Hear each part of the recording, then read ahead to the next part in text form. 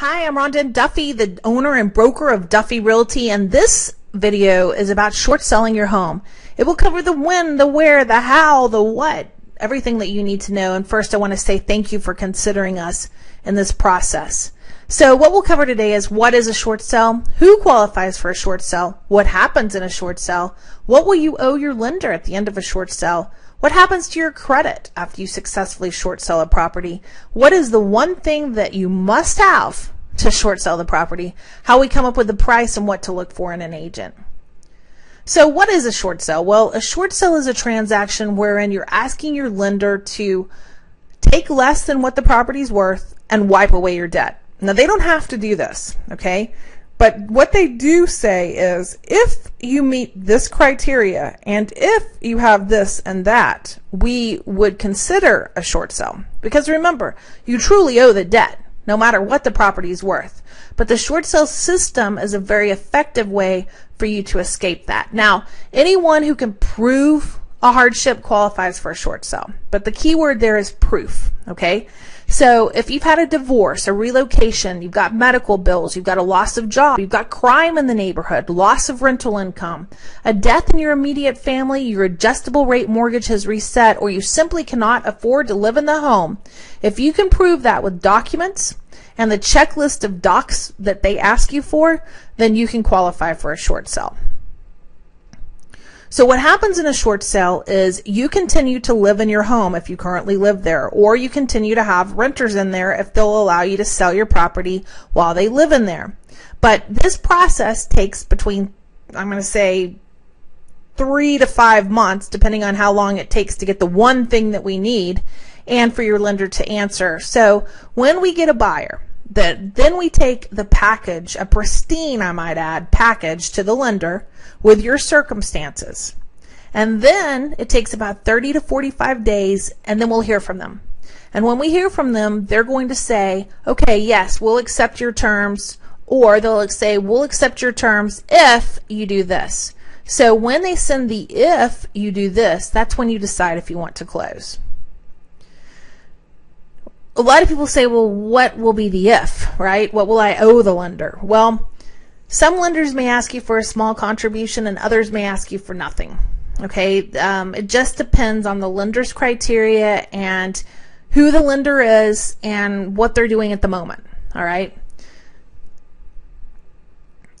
What happens to your credit after it? Well, you will get dinged on your credit and you will not be able to buy a house, I don't think. They may change the criteria soon, who knows? But right now, you can't purchase a home with good credit terms for at least 2 years. But the alternative, if you're thinking about, well, I'll just walk away. Well, of course, foreclosures ding your credit for 7 years, and they send you to collections, and they make your life, quote, this is from people who have experienced it, living hell. So I think the alternative of a short sale versus a foreclosure is much better for not only your credit, your psyche, and your wallet, but also just because it's an option that you have that allows you to do the right thing. That's what most sellers report when they go through the short sale process of why they want to do a short sale. So there is something that you need to know, though.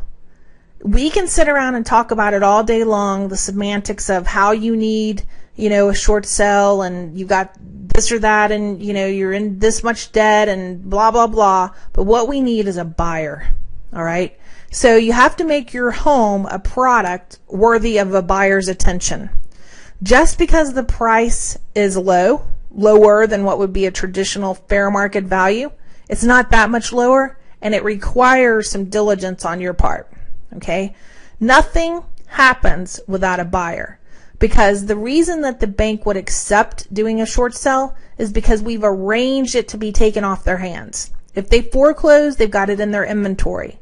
And if they short sell, they've got it off their hands. So you've got to remember that we've got to find someone who wants to take it off their hands.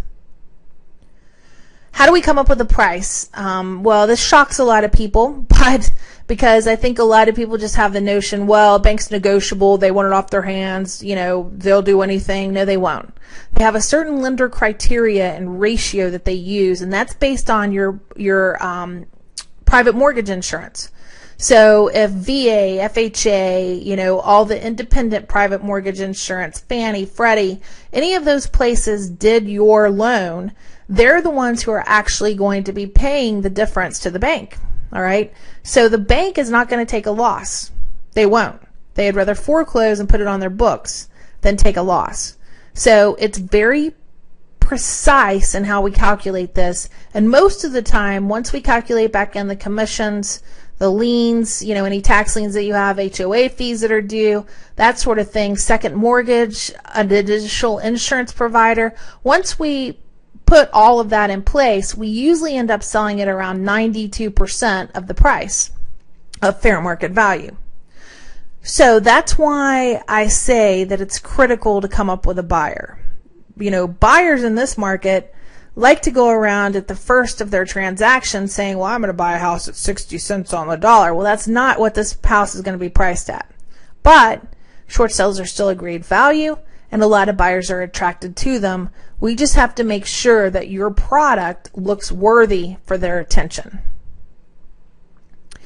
So what do you need to look for in a short sale agent? Well, this is critical, in my opinion. Most agents report that they only close 25% of their short sale listings. There's a couple reasons for that. Number one, they don't set up the price correctly. So then when the bank gets the offer, that's too low, because the bank's going to order an appraisal of their own. So if it's not calculated based on fair market value the way I just described it, and it's calculated too low, they can't sell it. The buyer's already gotten in their head for 2 or 3 months that they're buying it for, let's say, $50,000, and instead the bank wants $100,000. That doesn't work, and it just puts you as the homeowner in more danger of going towards foreclosure, because most likely you've stopped making your payments. Also, there's a lot of care and requirements in proving your hardship, right? That can't just be sent over to the bank just haphazardly. If you can imagine this, banks have all of these stacks of files. Maybe they have it on their computer system, but they have all these files that they've got to get through. If your file is not pristine and perfect and looks reasonable and the buyer's in place, if your file does not look perfect, they just push it to the side to try to get to one that they can close. And they don't have time to call the agent and say, look, you're missing 6 documents and you don't have any documents to prove your hardship. You know, they don't have time for that. They just slough it off to the side and you never hear from them. So it does take a certain care and delicacy in making this work. All right. But you should also look for an agent who not only has a short sale designation, but also has 10 short sales that they've closed in the last 12 months, because it's the experience with these lenders and being right with them as they make their shift that really makes it successful for you as a seller. Right now, you know, at any given time, we have between 35 and 50 short sales under contract. We have about 100 to 150 listings at any given time. But it is a delicate process. You can't just keep lowering the price to make it work, and you can't send in a messy package. All right. So it really, my short sale division has to be based on somebody who really, you know, really is a detailed, meticulous bean counter, if you will, you know, but they don't even count beans. They're just looking at documents. I do have the only designation in Georgia for Elite CDRS. And we do close a lot of short sales. I'm very proud of that. So when you need help, here's the key.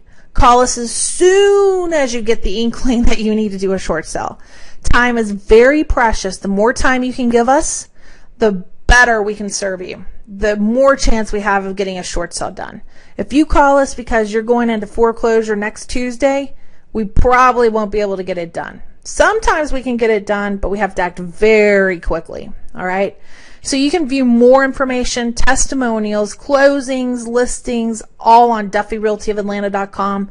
But please call us as soon as you think you need to do a short sale. We don't charge anything up front to you, and we can get the process rolling very quickly. But you got to give us time. Thank you again for your consideration. I hope that, you know, if you're forced or you're thinking, well, geez, you know, should I do a short sale or a foreclosure? I hope that you'll give yourself the opportunity to do a short sale, because it's a great, great way for you to alleviate debt without having the penalty and the monkey on your back for 7 to 10 years. All right. Thank you again, and I wish you a good day and luck with whatever you choose to do. Thanks. Bye-bye.